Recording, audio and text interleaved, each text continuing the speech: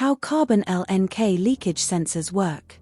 Alright, imagine you have a magic detector that can find hidden problems in wires just by clamping a sensor on them. Let's call it the Magic Wire Watcher. Now, let's say we have a wire that carries electricity to power our devices, like lights or computers. When everything is working fine, the electricity flows smoothly, and our devices work perfectly. But sometimes, things can go wrong with the wire. If it gets old, or something damages it.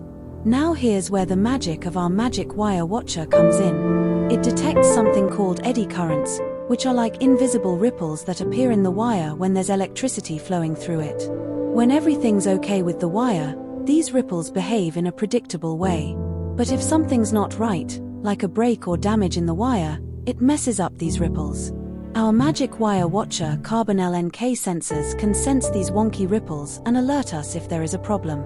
By installing it on the electrical system, we can check the health of the entire electrical wiring. It helps us find out if there's electricity loss in wiring using eddy current principles and quantify it.